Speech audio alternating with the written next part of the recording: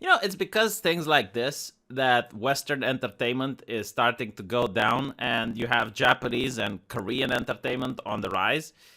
When you look at it, it doesn't seem like a big deal. It seems such trivial nonsense that just by bringing it up, people roll their eyes. It's like, come on, don't you have something more interesting to talk about, V? Do you not have anything more interesting to talk about? Like, this has been discussed.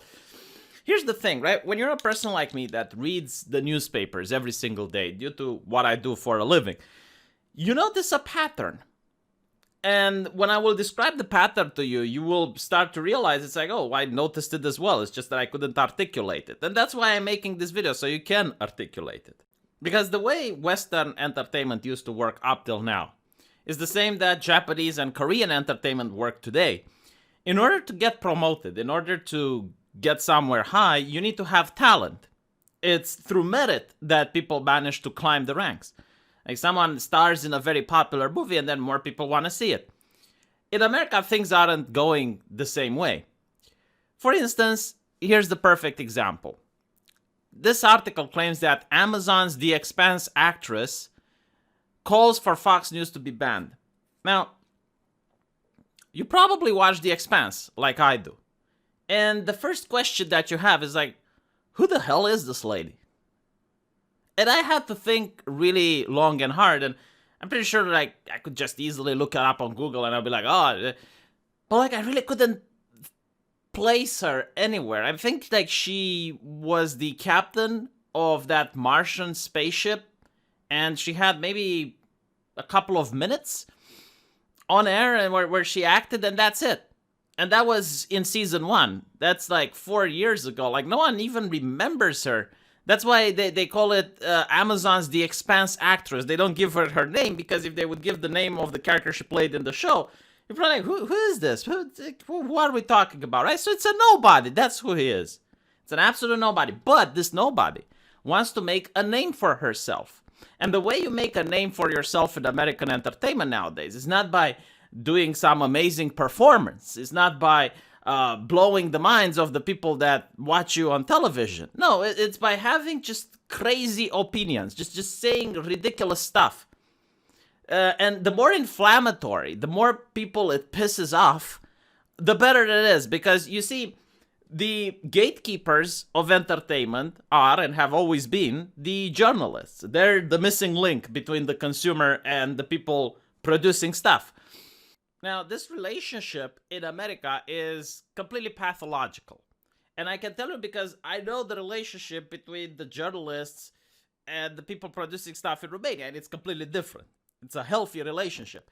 In America, the relationship is pathological because most of the journalists have nothing but contempt for their readers. They outright say so most of the time. They believe that their readers are bigots and racists in need of an education.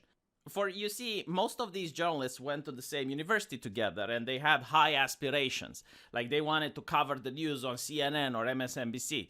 And when they realized that they get to cover TV shows or comic books or video games, they viewed that as an insult. They view it like being the janitor at a company. I mean, they still work at the company they want. It's just that they're the janitor rather than being the person in the conference room. So they're very upset about it. And because of that, they still try to act as if they are the journalists at CNN, and they still want to talk about politics and the things they consider matter. But the problem is that readers don't want to do that. Their readers are fed up with that, and they give them negative feedback, they downvote, they leave negative comments, which is why most of these places close their comment section. And this is why they have disdain towards the reader, because the reader just wants to know more about Game of Thrones, and the journalist wants to tell them why Game of Thrones is misogynistic and it's creating a negative culture for women and blah, blah, blah. So the relationship is pathological, and you have mediocre actors and actresses that understand this pathological relationship, and they want to use it in order to gain fame. Right? So they want the press to talk about them. Now, the press isn't going to talk about this lady's acting skills, because it's been 4 years. They would have done it by now. So what this lady does is they say something that they know is going to piss off the readers, but it's going to make the press happy because now the press is like, oh, you're pissing off the people we have contempt for. That's great. And they're going to publish it. So now that it generates buzz and people start talking about this nobody, and all of a sudden, this person gets fame. And then they get to star in other movies that are directed by progressive individuals. And that's how it goes. And this is why you end up with mediocre people, because these people that are placed in influential positions aren't being placed because they got there by themselves. No, they're being manufactured and they're being placed there because they have annoyed the viewers. It doesn't make sense from a business point, and that's why this fails. And I mean, look at this crap. You know, like, she is saying that Fox News needs to be banned for hate speech. And according to her, it's because of the terrorists at the Capitol. Now, take into account that this mademoiselle is not an expert on anything. She's not an expert on security. She's not an expert on culture. She's not an expert in politics. She's an actor. She pretends to be other people, reads a script, memorizes, and then acts. That's what she does. She's not an expert. The opinions that she's spewing about the fact that Fox News is responsible for what happened in DC are not opinions rooted in fact. There hasn't been a court order that said this. There hasn't been the conclusion of the authorities like the FBI or the police. No, it's just her opinion. And then she goes further and she advocates for the media to be censored. Like, she advocates for the right of the freedom of the press to be removed because reasons. So she advocates for totalitarianism. She advocates for fascism. These are the regimes that shut down the press and shut down the opposition. So obviously it infuriates people, because if I was a person that enjoys watching Fox News in America, you have someone with more power than me, like someone that has that power because people like myself decided to tune in and watch the show she plays at, demanding that my life is affected by shutting down a thing that I like to watch because of alleged safety. And the thing is, like, this is the other thing. If, let's say, you shut down Fox News and there's still problems, like there's still problems in real life, people like this lady isn't going to be held responsible for it.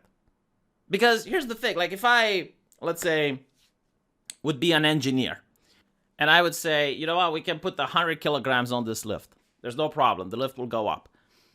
And if the lift snaps, and let's say it collapses and it injures a couple of people, I'm responsible because of my decisions. Like, I suggested this should happen, and because it didn't happen, I'm directly responsible. People like this lady are never held directly responsible. So they could have their way. Let's assume that Fox News gets censored. Many people lose their jobs. Millions of people lose their entertainment because they like to watch that. The people that benefit are obviously going to be the opposition. So we're talking about the Democrat Party and the other news networks that are now going to be able to raise their prices on ads. So you do have, like, real life consequences of advocating for this. But apparently this is not to do any of this. It's to prevent people and have safety, right? Because apparently the cops aren't enough. Like, no, you need to shut down now the media for more safety. And if you still don't get safety, like, let's say you shut down Fox News and there's still violence in real life, they will never just go like, you know what, I was wrong. It's like, oh, I mean, I tried my way. I thought that shutting this down is going to make the problem go away. Seems the problem is still there, so I guess Fox News wasn't to blame. You know, like, they will never say something like this. Every single time I see people advocating to giving away something you have in exchange for more security, if the security doesn't come to fruition, if it's not happening, if it's still the danger remains, because their ideas were, for the lack of a better word, retarded, then they never backpedal. They never, like, no, they just, okay, give away more of your things, and more of your things, and more of your things. And it's like, I'm sorry, but I don't think freedom should be given away. And in this case, the freedom is the freedom of the press. Like, you actually want to censor a publication. I would have the exact same problem if you wanted to censor CNN. No, that's not healthy. That's not how it should work. The people deciding what gets censored. And not to mention, you know, like, this actress is probably going to be the first to complain if she gets censored. You know, if she gets persecuted for her views and no one wants to hire her again, and people get like, oh, well, you're such a fascist, like, wanting to censor the free press. Like, what is wrong with you? She would freak out. Like, should immediately go on Twitter and say, oh my God, how is this happening? Why is this happening to me? I should never get censored. I should be the one censoring others. But you know what? Like, again, I just wanted to point out, I don't even think that she cares about Fox News, okay? And I don't even think that she cares about American politics or whatever. The only thing that she cares about is furthering her career. And she doesn't do it by acting and trying to show that she's a remarkable actress, but she does it by saying outrageous things, because that's the normal way you get promoted right now in the entertainment industry in the United States. And that's the biggest problem. And the people that have to lose are people like you. Now, I'm not saying entertainment is the best thing ever, but, you know, like people coming from work after a depressing day, or people who are already suffering mental fatigue from all the lockdowns and whatnot, I think they deserve a little bit of entertainment. Like, they come home and they want to watch something and unwind. They just want to calm down a little bit. And if you're going to just keep this up, you're going to just serve them garbage in and garbage out. So, yeah, luckily, you know, we live in globalism and you don't have to watch American entertainment. There's still Japan, there's still South Korea producing good stuff. I even seen Spain making a really interesting film called The Platform. Germany does make a couple of great things. So, yeah, I mean, if they're not going to serve people, we're going to go back in the old days. And we're going to watch Asian entertainment. I remember growing up with a lot of Chinese movies with kung fu and ninjas and stuff. Yeah, I guess we're going to go back to that. That's what these people need to understand. If you are a business that's important and pivotal, like Google or Amazon or Apple, you know, like these things are very difficult to say no to. Because, you know, you go to work, people are going to ask you to sign on WhatsApp, or they're going to ask you to join a Facebook group, like, or they want to see your social media. Like, these things are essential. You can still choose not to use them, but it's very difficult. Credit card, another example. The banks, you know, you can't really avoid them. But entertainment,